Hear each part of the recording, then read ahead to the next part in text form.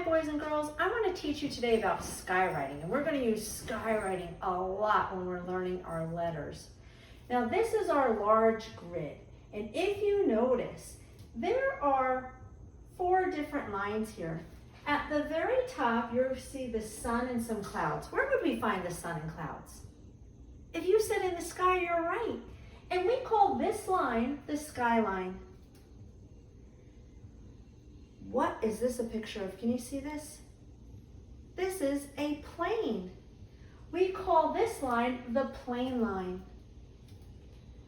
And here is a picture of grass with a flower. This is our grass line. And you'll notice that the skyline is really a thick dark black. The plane line has dots. And the grass line is a thinner dark line. Right underneath the grass line, we have the worm line, and worms live under the ground. And if any letters hang below the grass line, they're going to touch the worm on the worm line. Now, when we do skywriting, and I've told you that the more senses we use, the better our brains can remember things. So skywriting is using our bodies to help us remember how to correctly form and write the letters.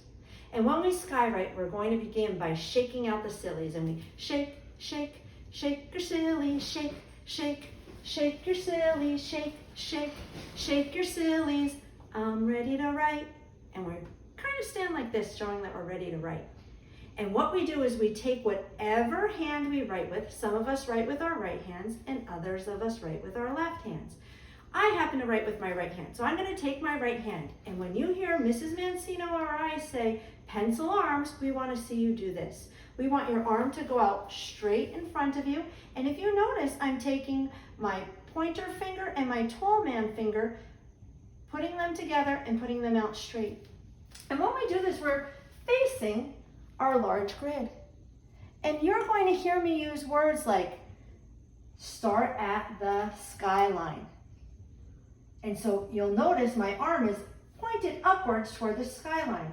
If I say pull down to the grass line, my arm's going to go down to that grass line. Then I might say slide across the plane line. You have to listen very carefully to the directions of where you need to be pointing and how you need to be moving. So let's try that again. Can everyone show me pencil arms? And again, we're facing our large grid. Point to the skyline. Point to the grass line. Point to the plane line. Go all the way down to the worm line. Point back up to the skyline. Point to the plane line. Point back up to the skyline.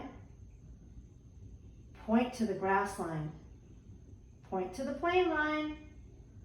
Point to the worm line.